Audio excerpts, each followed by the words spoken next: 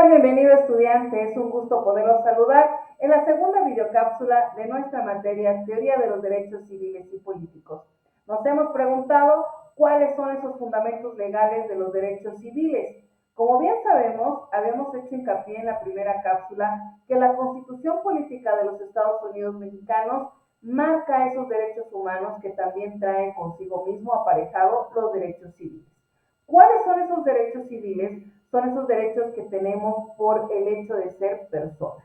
Y hacemos hincapié a lo que establece nuestro Código Civil, los dos tipos de personas, tanto físicas como personas morales. Y los invito a conocer en ello. Este tipo de derechos que tenemos como personas también son conocidos como derechos fundamentales. Tenemos el derecho a la vida, el derecho a tener una familia, el derecho a una educación, el derecho a la protección también, a una justicia digna, así como también la protección de los principios de equidad y justicia.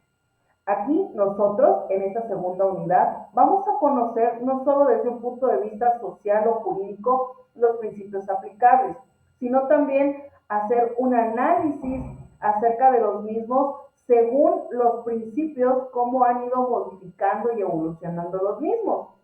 Así también vamos a comparar como por ejemplo el principio fundamental de poder crecer en una familia bajo una convivencia sana, recordando ciertas reformas como por ejemplo anteriormente se consideraba el derecho a una familia con el propósito de la procreación de los mismos, es decir, tener hijos.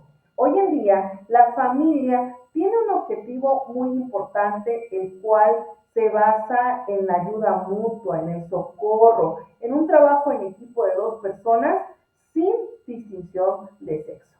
Entonces, esos derechos de las personas también han ido evolucionando y se han ido aplicando los derechos fundamentales. A estas 29 garantías individuales que nosotros tenemos, que hoy en día se llaman derechos humanos, tienen inmiscuido esos derechos civiles que nosotros tenemos y también a partir del 30 constitucional, del artículo 30 constitucional, ya estamos hablando de los derechos con ello, como por ejemplo el artículo 30, 33, 35, etcétera, de los que hemos mencionado, estamos hablando de los derechos políticos. Estos derechos políticos también necesitan defenderse. ¿Cómo sabemos que está violentándose un derecho político? Al hablar de término política, vamos a hacer referencia a que interviene la polis, y eso quiere decir que interviene el pueblo, la ciudad. El pueblo tenemos ese privilegio, ese derecho de poder elegir nuestra forma de gobierno. Como bien lo menciona el artículo 39 constitucional, habla de la soberanía.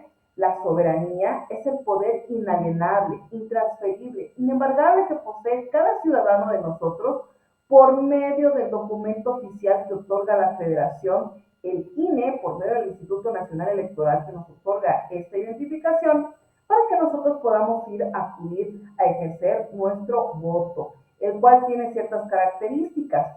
El voto es el mismo, por mencionarlo así, inembargable, intransferible, sobre todo es un derecho que posee cada uno de nosotros como ciudadanos.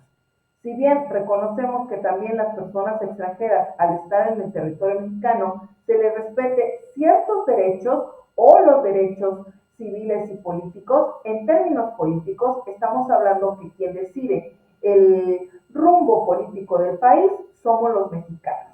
Ningún extranjero podrá votar en decisión para la forma de gobierno que nosotros tenemos.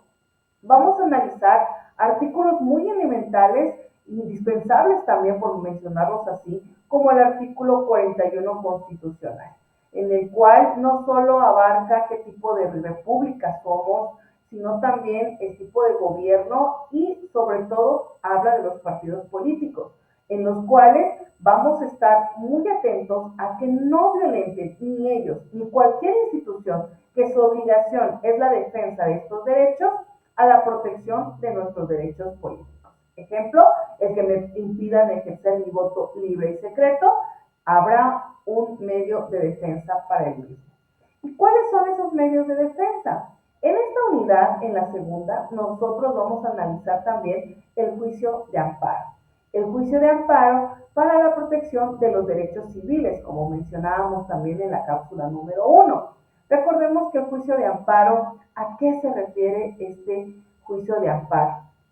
Bueno, estamos hablando que existen dos tipos de amparos. El indirecto, que está previsto en el artículo 107 de la Ley de Amparo.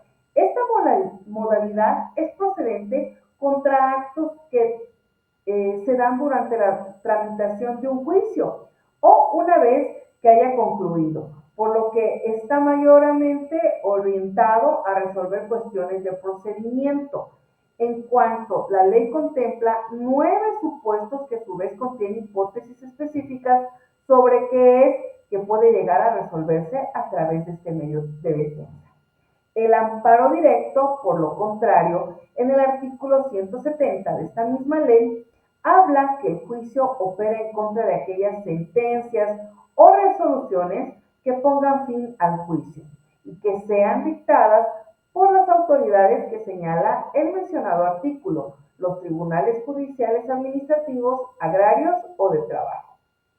¿En qué tiempo podemos presentar el amparo? ¿Cuándo nosotros tenemos resolución del amparo? Esto nosotros lo vamos a analizar en las sesiones y va a ser muy interesante que podamos compartir dicho conocimiento. De parte de su servidora, espero verlos en las sesiones, invitándolos a la siguiente cápsula. Muchísimas gracias, tengan un excelente día. Muy amable. Se despide de ustedes, orgullosamente Vasconcelos, la maestra Fabia Azucena.